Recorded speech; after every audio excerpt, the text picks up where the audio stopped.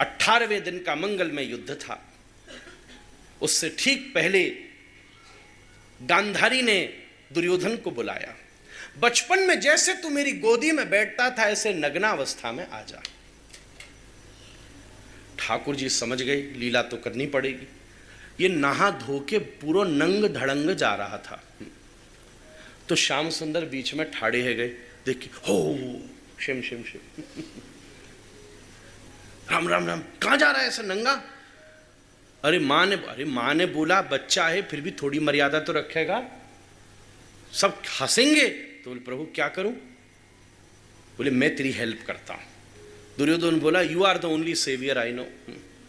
एक केले का पत्ता जोर से दिए, चारों तरफ उसने पत्ते बांधकर कमर को ढक लिया, गांधारी के सामने पहुंचा। गांधारी ने आंख की पट्टी खोली और उसकी तपस्या से उसकी दृष्टि में वज्र जैसा बल था। ऊपर से नीचे तक देखा दुर्योधन को, पूरा शरीर वज्र का हो गया, पर दृष्टि पड़ी जंघा कमर इस पर प्रभावी नहीं। मैंने तुझे कहा था कि पूर्ण नग्न होकर आइयो, तो बोले मैं तो नग्न ही होके आ रहा था, बीच में श्याम सुंदर मिल गए। बोले कहां नंगा जा रहा है?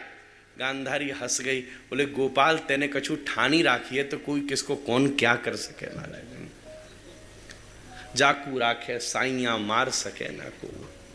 अगले दिन भीषण युद्ध हुआ। आज तो अर्जुन कहता भैया भीम छोड़ेंगे नहीं दुर्योधन को। देखा महाराज कन्हैया देख क्या युद्ध चलेगा, पर क्या पता दुर्योधन पूरा जोर लगा के भीम प्रहार करते, दुर्योधन सरकता भी नहीं, और इधर से जब दुर्योधन प्रहार करता तो भीम उछल के 10 फुट पीछे गिर जाते।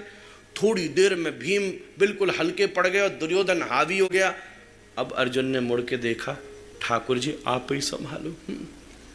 भगवान बोले पहले तो बड़ा हल्ला मचाता था, आज देखो भीम क्या करते हैं, ये करते। बोले प्रभु सब मेरा मिथ्या था, करने वाले सब आप ही हो, मैं क्या कर सकता हूं? बोले आप सब कर सकते हो। तब भगवान ने गर्जना करते हुए कहा भैया भीम याद करो ये वही दुर्योधन है जिसने भरी सभा के भीतर द्रौपदी को तिरस्कृत करने की कोशिश की थी और अपनी जंघा को अनावृत करके कहा था वैसे तो दासियों को मैं चरणों में बिठाता हूं, पर जरा जो रूपवती होती हैं उन्हें चरणों से ऊपर अपनी जंघा पर बिठाता हूं। और तुमने प्रतिज्ञा की थी उस भरी सभा में कि एक दिन तेरी इन्हीं जंघाओं को मैं विदीर्ण कर दूंगा। भैया भीम आप अपनी प्रतिज्ञा को कैसे भूल सकते हो? एकदम रौद्रता आ गई भीम के वचन में। उठा करके गदा जैसे ही जंघा पर प्रहार की तो वो जंघा का क्षेत्र हल्का था, एकदम पांव टूट गया, धड़ाम सीना धरती पर गिरा। जोर से प्रहार करने ही लगे कि उसी समय पता चला कि युद्ध पूरा हो गया। 18 दिन में तो हमारे दाऊ भैया लौट करके आ रहे थे और दाऊ जी का चेला है दुर्योधन, उनको सब युद्ध सिखाया है दुर्योधन को ही। तो सामने से देखा कि भीम ने मारी जंघा के ऊपर गदा। क्या कर रहे हो? रुको रुको रुको, ये अधर्म हो रहा है महाराज। ओहो दाऊ दयाल हल लेकर के दौड़े, भीम युद्ध छोड़ के भगा। दाऊ के सामने कौन टिक सकता है? कोई ना टिके आज तक, साक्षात शेष मूर्ति। ओहो अर्जुन बोला, सब हतप्रभ होके भागे। बोले ठाकुर आप ही संभाल सकते हो अपने बड़े भैया को, और कोई ना संभाल सके। दादा आए महाराज, दादा हुंकार भरते हुए आते, आ भीम तुझे नहीं छोड़ूंगा, तेने युद्ध मर्यादा का उल्लंघन किया। गदा युद्ध में ये नियम होता है कि कमर से नीचे उसमें प्रहार नहीं होता, कमर के ऊपर के क्षेत्र में ही प्रहार होता है। तूने नियम तोड़ा, तुझे छोड़ूंगा नहीं। आ जाओ। भीम भगा, कन्हैया के सामने खड़े हुए, दादा मेरी बात सुनो। बिल्कुल नहीं सुनूंगा तेरी बात, तो मुझे पता है तेरी सुन ली तो वो किसी के सुनने लायक नहीं रहता। एक बार तो मेरी बात सुनो। नहीं आज अधर्म हुआ है। तो श्री कृष्ण बोले दादा क्या आज ही अधर्म हुआ है? क्या उस दिन अधर्म नहीं हुआ था जब पूरे पांडवों को एक मौम लाक्ष के घर में रख करके जलाने की कोशिश की गई थी? क्या उस दिन अधर्म नहीं हुआ था जब भीम को जहर दे दिया गया था? क्या उस दिन अधर्म नहीं हुआ था जब भरी सभा के ऊपर इस कुल खानदान की शोभा द्रौपदी को नग्न करने का प्रयास हो रहा था? क्या उस दिन अधर्म नहीं हुआ जब इस घर के छोटे से बच्चे को निरीयता से इन्हीं लोगों ने अकेले घेर करके वो हत्या कर डाली कि उसके शरीर को हमने ढूंढ ढूंढ के बाद में दाह किया है? क्या आज ही अधर्म हुआ है? कृष्ण मुस्कुरा के खड़े हुए, दाई शांत हो गए। बोले इसलिए तो तुझको नहीं सुन रहा था मैं। हाँ ठीक है, अच्छा कोई बात नहीं, बुलाओ भीम को।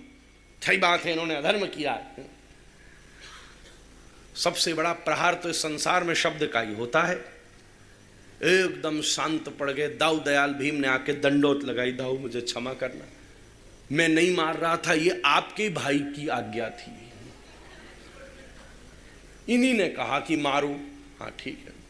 ठाकुर जी बोले एक तो बचा लिया, अब मुझे ही बढ़ा दिया तुमने। बड़े प्रेम के साथ युद्ध विश्राम हुआ। अकेला पड़ा, दुर्योधन मरणासन्न था। अश्वत्थामा, कृतवर्मा और कृपाचार्य, ये 3 लोग कुरुसेना में बचे थे। दौड़ करके भीम के महाराज दुर्योधन के पास पहुंचे, खून में लथपथ पड़ा था।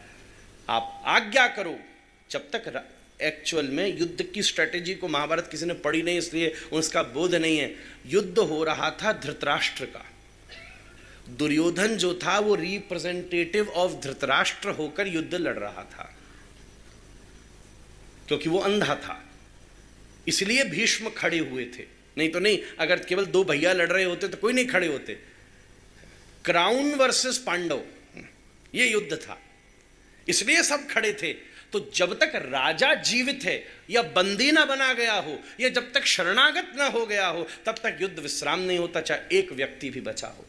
अश्वत्थामा कहता है अभी तो राजा जीवित है, आप मुझे अपनी सेना का सेनापति बनाओ और मैं पांडवों के हार की घोषणा लेकर के आता हूं।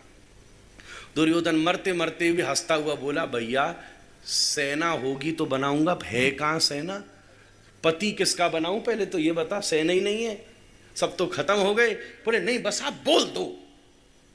कोई लोग होते हैं ना, वो टाइटल्स में इतने उलझे होते हैं भैया अपनी लाइफ में, करना धरना कुछ नहीं, उनको केवल टाइटल होना चाहिए हमारे पास। वो कर्म में, पुरुषार्थ में बिलीव नहीं करते। हाँ बस। तो मैंने कई सामाजिक आयोजनों में देखा, ओहो सबसे बढ़िया टाइटल होता है बचाव करने का संरक्षक। किसी व्यक्ति को कोई ज्यादा झंझट न पालना हो, उसको इन्वॉल्व न करना हो, पर उसको टाइटल देके चुप करना हो, तो बड़ी से बड़ी ऑर्गेनाइजेशन में टाइटल होता है संरक्षक। ये संरक्षण करते हैं बस। क्यों बजाज जी, हम झूठ तो नहीं कह रहे, सबसे बढ़िया टाइटल। इतने पदैक्षणा में व्यक्ति फंसा होता है कि इससे बढ़िया कुछ नहीं, संरक्षक। बोले तुम कह दो बस सेनापति।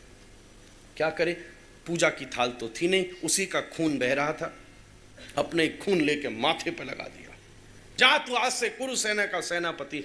ब्राह्मण के माथे पर एक दुष्ट क्षत्रिय का रक्त लगेगा, बुद्धि न खराब होगी तो क्या होगा महाराज। और रक्त तो बड़ी विचित्र बात है। दुर्योधन तो रक्त निकलने से विरक्त हो गया, पर उसकी अनुरक्ति, उसका मोह अब अश्वत्थामा के माथे पर चढ़ गया। रक्त का प्रभाव तो होता ही है।